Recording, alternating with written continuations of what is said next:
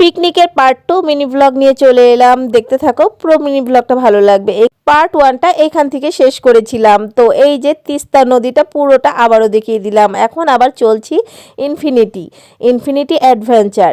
এই অ্যাডভেঞ্চারটা কিন্তু গাজলডোবাতে এসছি যখন, ভাবলাম ইনফিনিটিতে ঢুকে দেখে বাচ্চাদেরকে একটু ঘোরালে ওদেরও খুশি লাগবে, সেই জন্য কিন্তু চলে এলাম।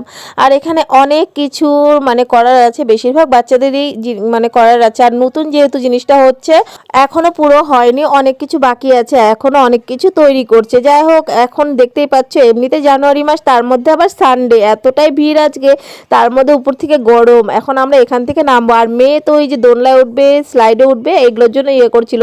তাই এখান দিয়ে এই যে নামছি, এখন ও এখানে খেলবে, আমরা একটু আশেপাশে একটু ঘুরে ঘুরে দেখি।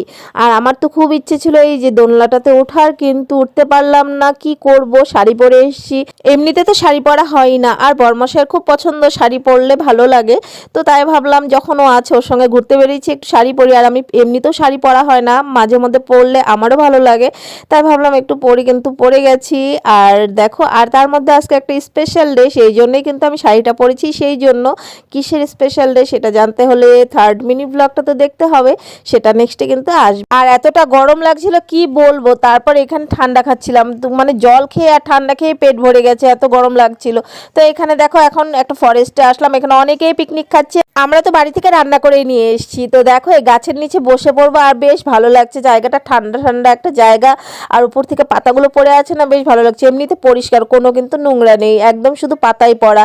তারপর দেখো এখানে, আর আমার ক্যামেরাটা ঘোলা হয়ে গেছে, ও ভিডিও করে দিচ্ছিল, বুঝতেও পারেনি, সেই জন্য কিন্তু একটু ঘোলাটে লাগছে।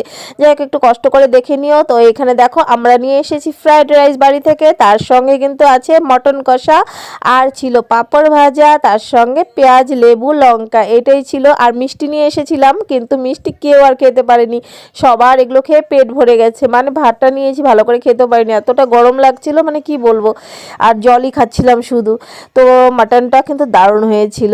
আর মিনি ব্লগটা কেমন লাগলো কমেন্ট করে কিন্তু অবশ্যই জানিও, আর একটা করে সবাই প্লিজ লাইক করে দিও। আর হ্যাঁ, আমার চ্যানেলে চোখ রেখো, নেক্সটে কিন্তু আরও সুন্দর সুন্দর মিনি ব্লগগুলো আসতে চলেছে। আর এখানে দেখো, বসে বসে সবাই খাচ্ছি, আর বেশ ভালো লাগছিল একটা সবাই মিলে টাইম কাটানো। এমনিতে তো সবার টাইম কাটানো হয়ই না, তার মধ্যে মেয়ে দেখো বলছে, মাম্মা চলো আমি তোমার হেল্প করে দিই, তাই হেল্প করছে। তো চলো, মিনি ব্লগটা কিন্তু সবাই ছেড়ে যাওয়ার আগে একটা লাইক করে দিও। টাটা।